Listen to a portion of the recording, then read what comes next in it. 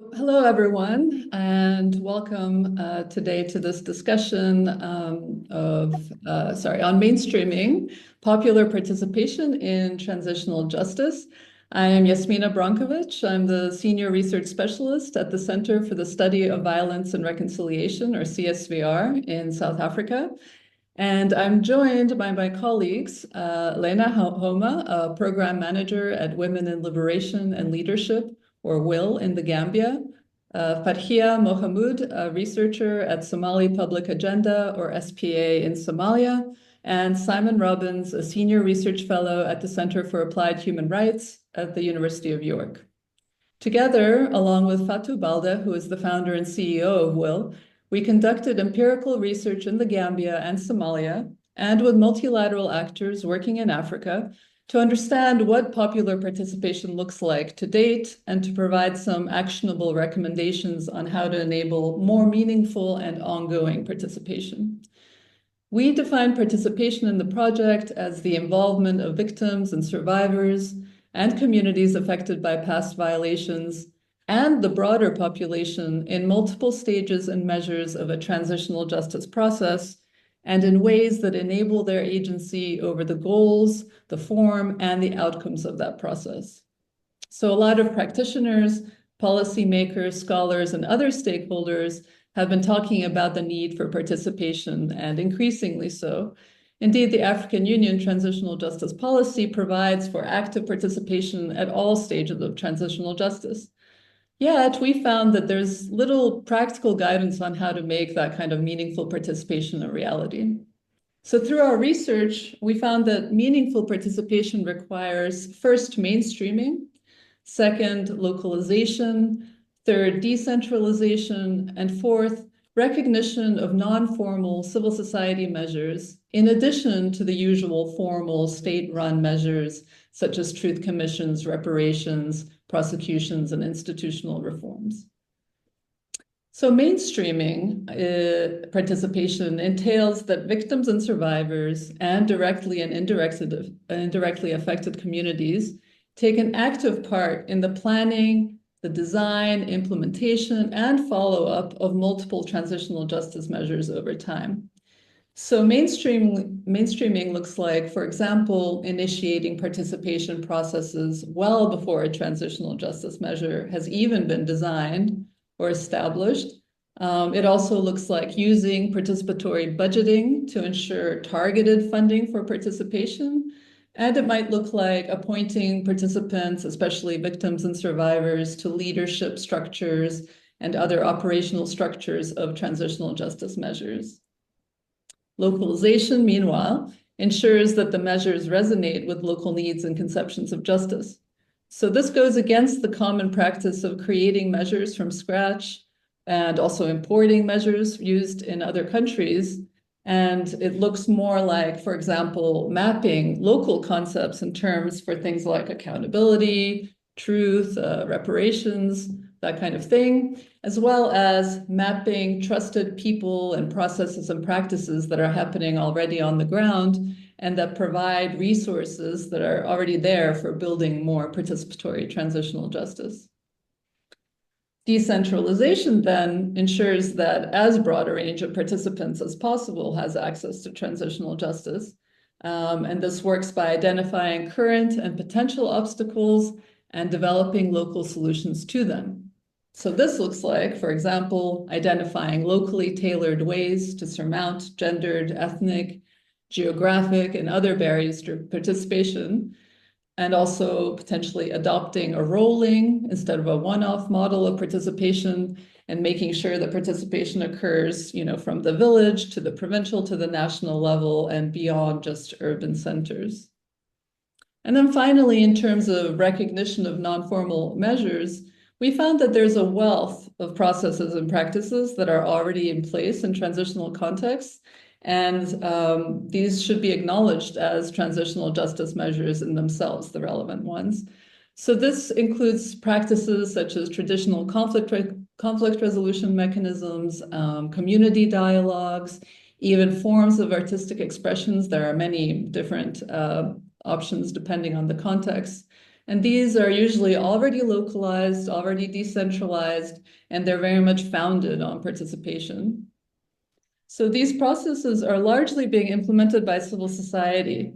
And this includes not only the usual suspects of human rights NGOs, development NGOs, but also traditional and religious authorities, community-based organizations, women's groups, students groups, professional associations, of course, victims and survivors groups, collectives of citizens, and others, again, depending on the context. So broadly defined civil society.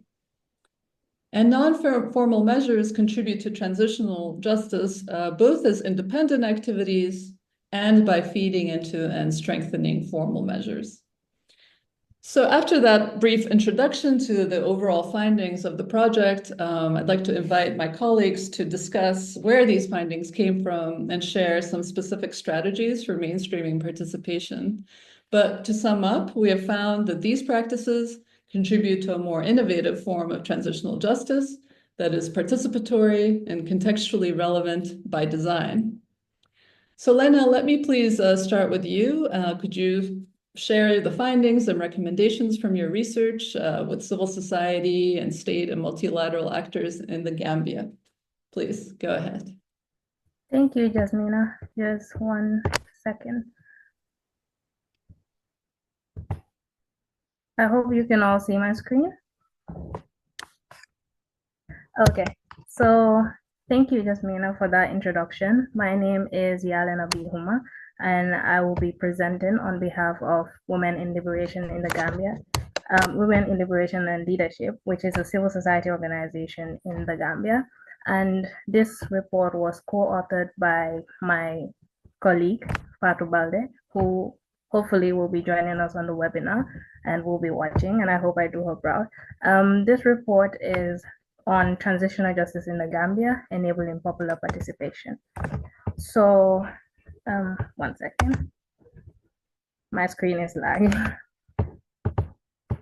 Okay, so we go into our country's context, and basically the Gambia went into its transitional justice process in 2017 after the fall of our dictator, Yahya Jammeh, who ruled for about 22 years.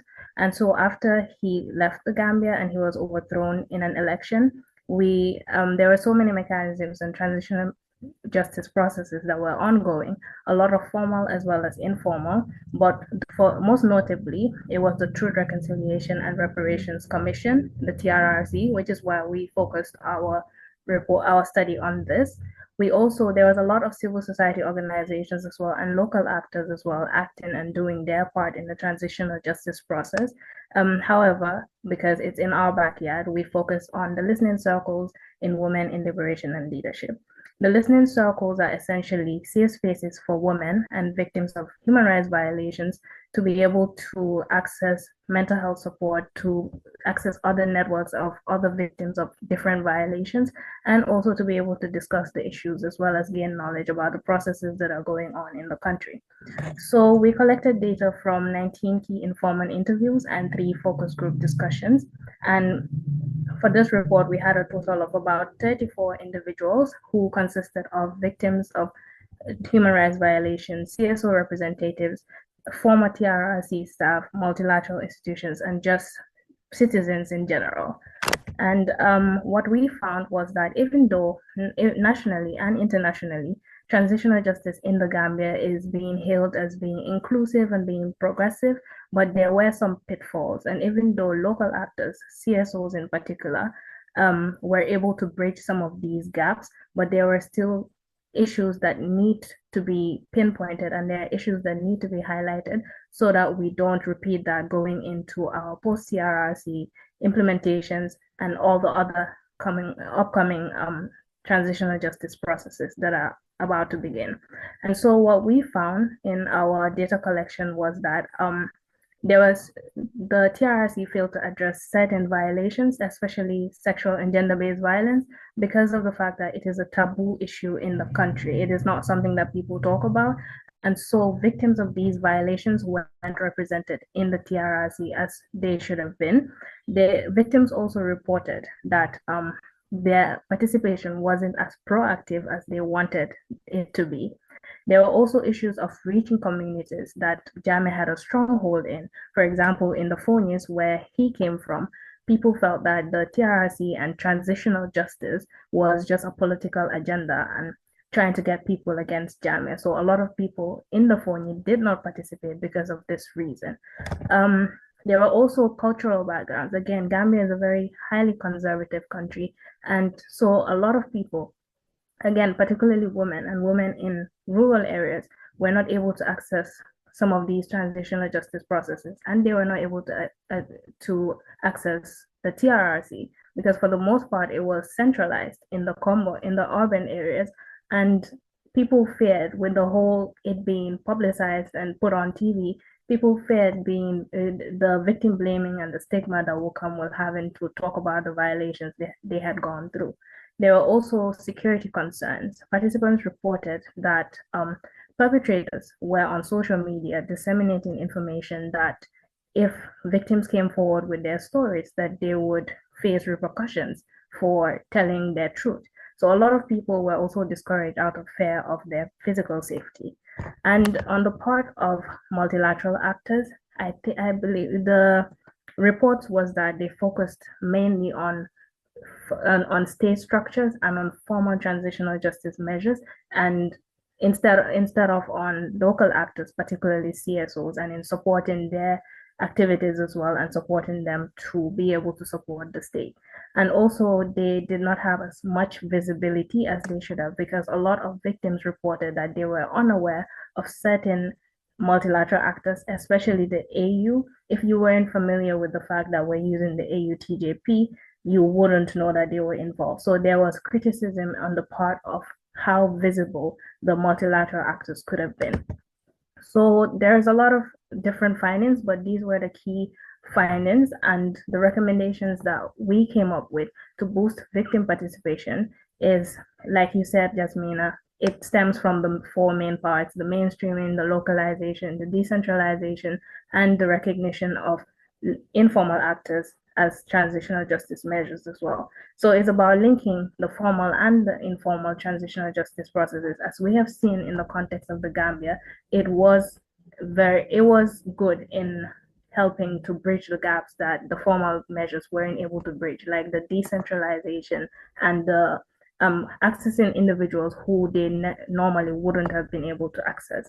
There's also the part about designing transitional justice measures so that victims feel involved, they take ownership, and they have agency over how things go, so that you can ensure long-term sustainability of their participation. There's also the need for regular forums with victims whilst these processes are ongoing to get their feedback and understand what their needs are so that these are addressed and so that we can reduce the level of dissatisfaction that citizens and victim communities have about our transitional justice process. And also just the mental health aspect, which is something that was lacking in the Gambia in the sense of we don't take mental health as something serious. And so a lot of these victims, aside from what they were getting from civil society organizations, they weren't getting the mental health support. So it is very important for us as a country to be able to integrate mental health and psychosocial support into every measure that we implement to ensure that victims are getting as much benefits as they need. And finally, is to address the root causes of these issues. And this is where CSOs also come in, even CSOs like Will and all the rest. We need to address the root causes of the barriers that are stopping women, especially, from coming forward and being able to participate and benefit from some of these processes. And as for multilateral actors, they need to support the local actors as much as they're supporting the formal actors, because these are the bridge between the victim communities and the government. And so their capacity needs to be built as well. And there needs to be more visibility so that people know that this is not a political agenda, but this is something, a healing that is necessary for our country, and everybody needs to contribute. And so I think the multilateral actors need to be more visible, especially the AU, so that victims can understand that this is something serious and this is something that they need to partake in as well, so that we can all heal collectively as a country. So If you want to read more about these recommendations and the findings, I guess you can find out on CSVR's website. But yeah, thank you, Yasmina. Thank you so much, Lena, for those sharing those findings and those recommendations. Fatia, can we turn to you? Can you please share your findings and recommendations from the Somalia context? Thanks.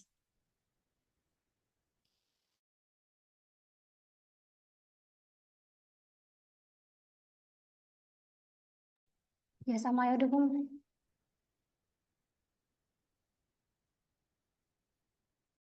Can you hear me? Yes, we can hear you. Okay. Thank you so much, Jasmina and Lena. Good afternoon, everyone. My name is Farhia Mahmoud. I am researcher at Somali Public Agenda, which is a think tank based in Mogadishu, Somalia. I was leading this research with CSVR for the past couple of years now. It's entitled as Enabling the Popular Participation in Transitional Justice in Somalia. So I will talk about a little bit of context, main findings, and also recommendations. To start with the context, we know that Somalia has experienced decades of violence, which stems from the colonial rule to the civil war to terrorism, insurgents, and clan conflict that we are struggling right now.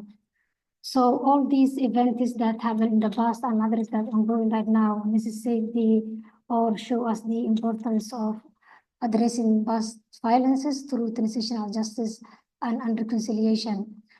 In this study, we were looking at two particular case studies known as NRF, which is led by the government, and another one that is led by the community to look at the participation level of these transitional justice efforts that ongoing in the country.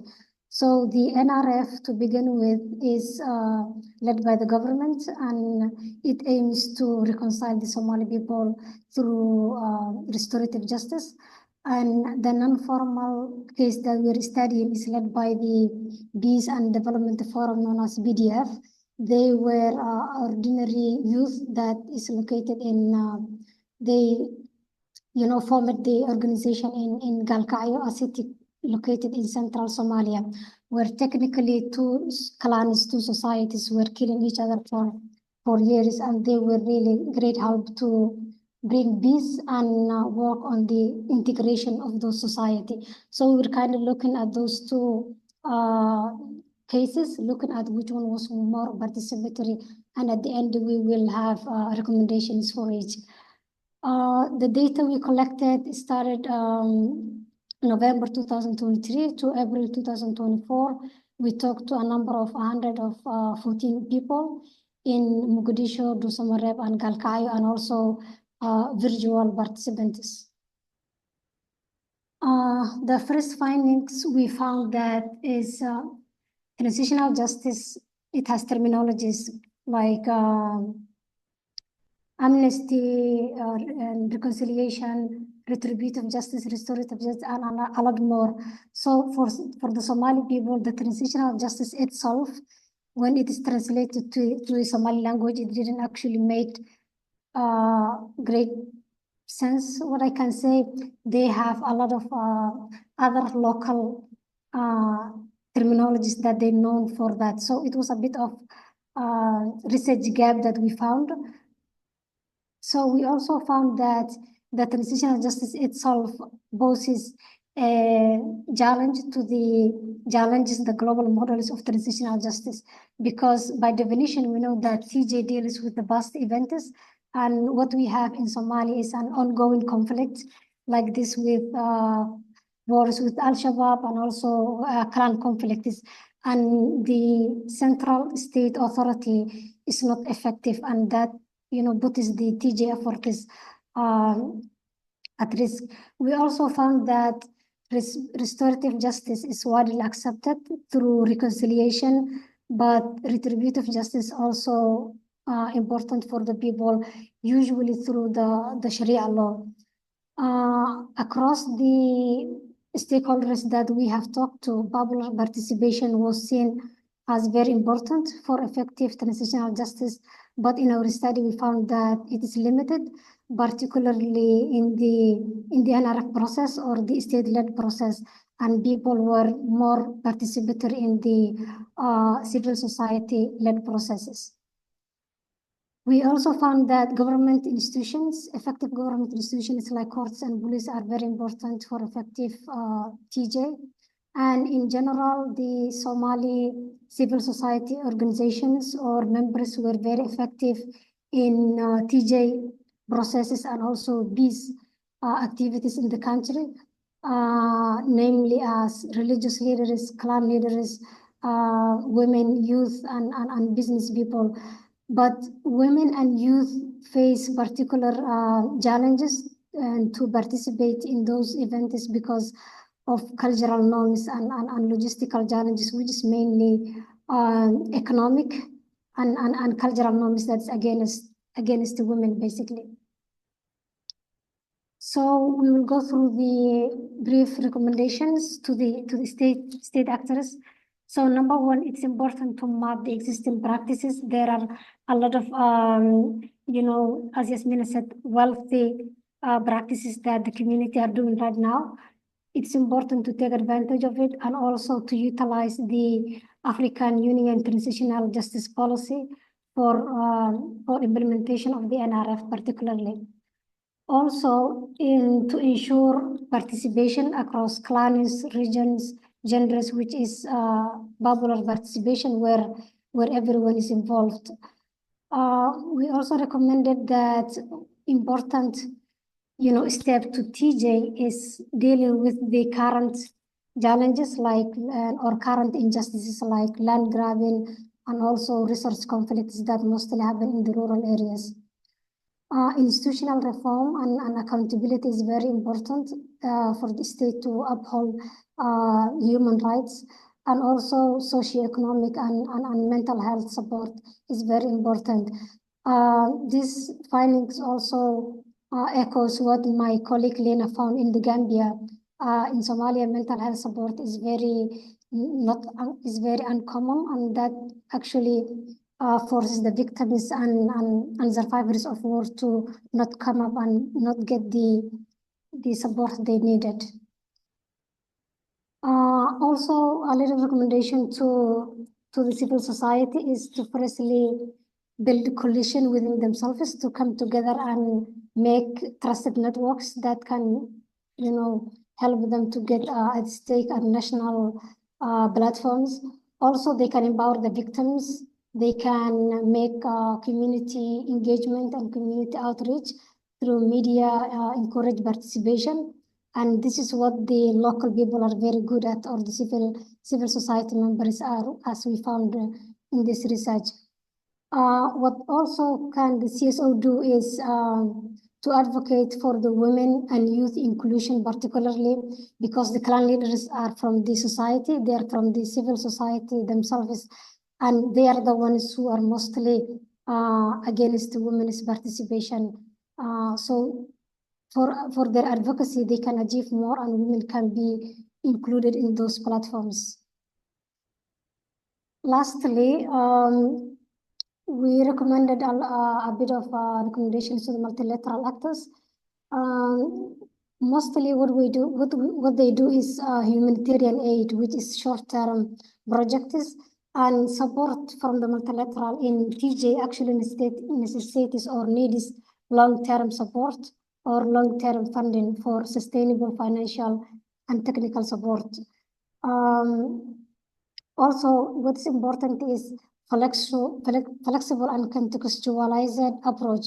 Mostly the multilateral actors have links with the state and overlook the non-state actors, and that is not actually recommendable based on our study. Victim and community inclusion is also important. With the affected community, what they can do is capacity building and also advocacy. Again, what the multilateral actors can support is mental health and psychosocial support through integrating those into their transitional justice effort and building a national support network. Thank you so much.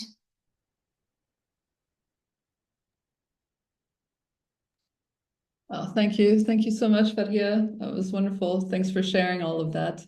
And last but not least, Simon, please, can you share your or our research with multilateral actors on this topic? Thanks. Thank you, Yasmina. Thank you, Fahir and Lena. So yeah, I wanted to share the data from the multilateral part of the study, which collected information from those supporting, funding, sustaining many participatory processes in transitional justice. And this complements the case studies you've seen from the Gambia and Somalia.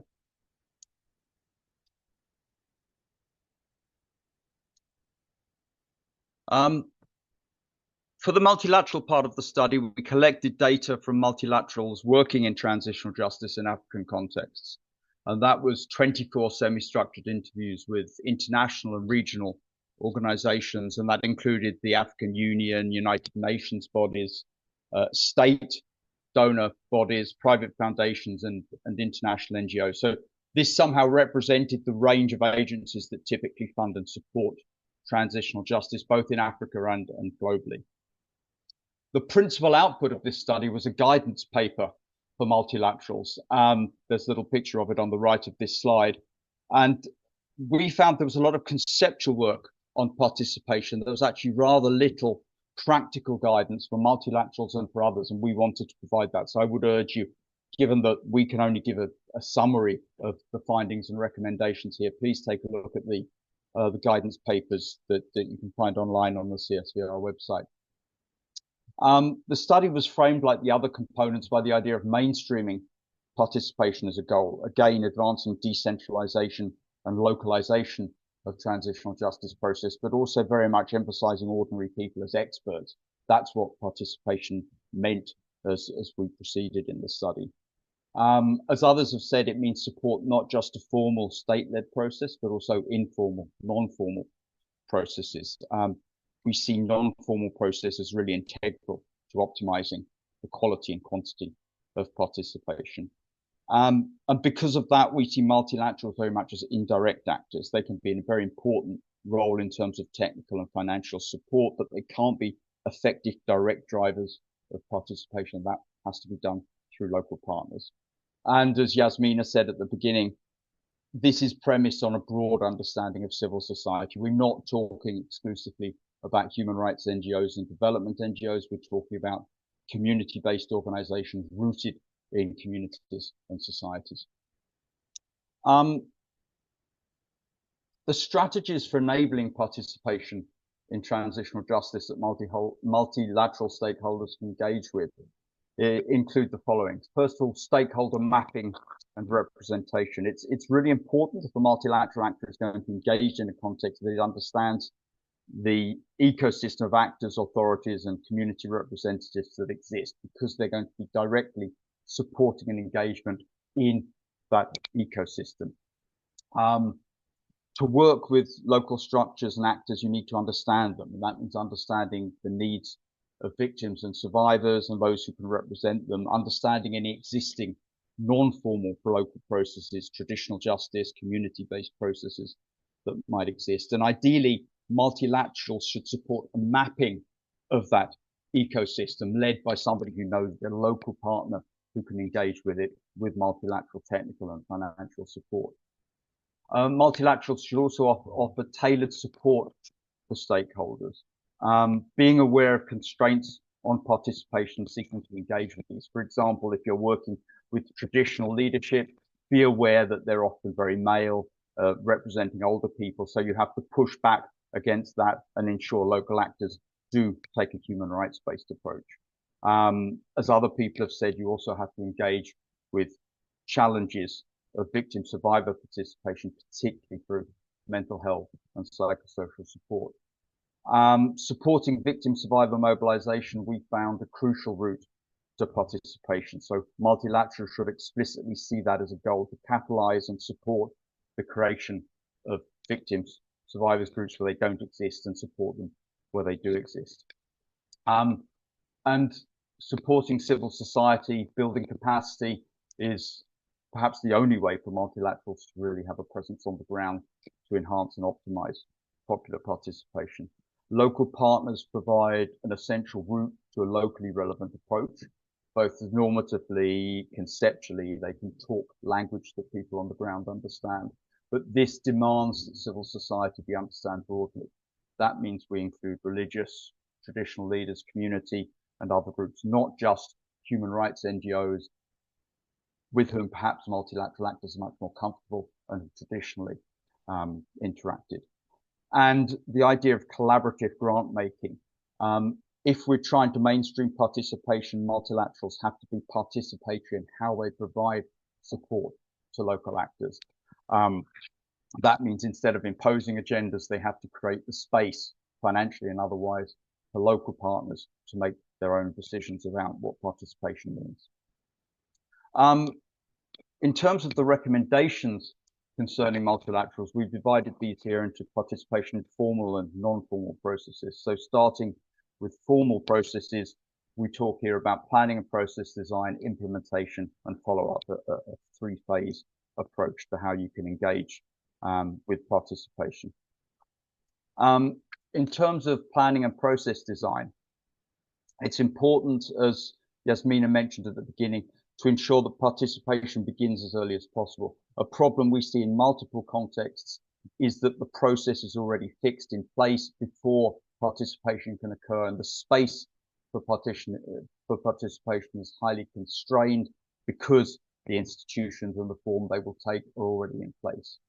So it's really important for multilaterals to advocate for the earliest possible engagement, participation in a peace process or during a political transition. And one example we reference is that of Colombia, the Havana process, where victims were actually, representatives were chosen and went to the peace talks to ensure that victim agendas were included as the peace process was produced. And it's also important to support effective and ongoing consultation processes. Consultation should be understood as part of transitional justice. It's an opportunity to already start rebuilding trust in the state. And it should ideally go beyond a one-off effort that ends as something that rolls, something that continues to engage people throughout the process, rather than asking them once and then dismissing them. In terms of implementation, multilaterals can advocate for victim survivor representation. Notably, victims can be represented on institutions such as truth commissions. They should support victim survivor access to formal process. That doesn't just mean advocacy, but they can actually provide services that enhance victim survivor access, such as mental health and psychosocial support or travel, facilitating physical access to a centralized process in the capital, for example. They can also assist local partners to collect testimony and understand needs of victim survivors. We saw that with Will in Gambia, being supported by multilaterals to collect testimony and complement the work that was being done by the formal process. And multilaterals can also advocate for and support educating and informing affected communities about mechanisms. Knowing about a mechanism is the first step to being able to engage and participate in it.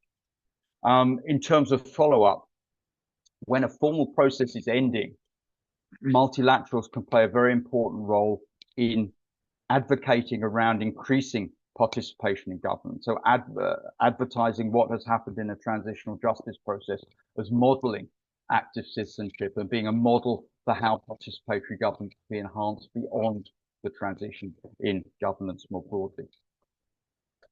In terms of recommendations for participation in non-formal process, one first has to understand the breadth of non-formal process. And I mean, Yasmina outlined some at the beginning. I mean, this includes community-based process led by victims and survivors, others affected by violations. Affected communities can come together at a local level to advance process. Traditional leadership can take a role in that, religious leadership. There can be customary practices, traditional justice, the restorative processes we see in Somalia.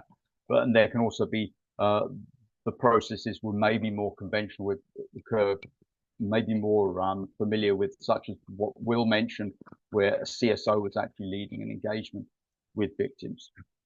But first, multilaterals have to appreciate the breadth and nature of that process. And that means they have to map, they have to understand the environment and map it. You can't engage unless you understand that environment. So multilaterals have to understand what exists in terms of non-formal processes, how they map onto the existing needs of victims, survivors, and communities affected by violence. And then if they want to initiate a non-formal process, they have to do that with trusted local actors who have relationships that they can leverage in those communities. And that means not multilaterals doing it themselves, but working in partnership with local actors, which could be CSOs or could be any of these elements of civil society that I outlined at the beginning. As I mentioned earlier, it's important to ensure that all non-formal processes adopt a human rights-based approach, and that means challenging traditional hierarchies. These can be ethnic, gender-based, age-based, and one problem with working with traditional structures is that they often bring with them quite regressive norms that have to be challenged in a transitional justice process, and indeed can be responsible for generating violations in the first place in many ways. Multilaterals can provide funding and build capacity for these non-formal transitional justice processes. That could include this normative steering, but also technical and financial support. And then finally, something that we saw particularly in the Gambia, the value and importance of linking formal state-led processes and non-formal processes in a way that complements both and leverages the power of both. We saw in the Gambia, for example, where Will was able to collect additional testimony, build confidence in victims to actually approach the formal process, the TRC in the Gambia. And that was a very important addition to the formal process that came from the non-formal process.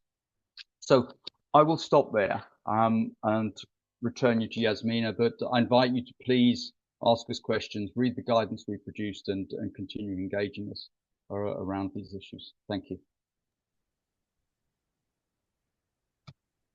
Thank you so much, Simon. Thank you also, Lena. Thank you, Fathia, for sharing our work. I'd also like to thank the United States Institute of Peace on behalf of CSVR for supporting this project. And if you would like to see all the reports, the guidance paper, and the tailored policy briefs that emerge from the project, please visit our webpage on the CSVR website. In conclusion, I'd just like to highlight again the key requirements for meaningful participation, which you could hear emerging throughout the presentations. So these are mainstreaming, localization, decentralization, and importantly, recognizing non-formal civil society-run measures as transitional justice alongside formal state-run measures. I'd also like to suggest that we need more engagements and knowledge exchanges among different types of stakeholders around this topic, in addition to more empirical work in different contexts to continue building an evidence base for both how participation enhances the effectiveness and the sustainability of transitional justice in the long term, and how such meaningful participation can best be achieved. Thank you very much for joining us.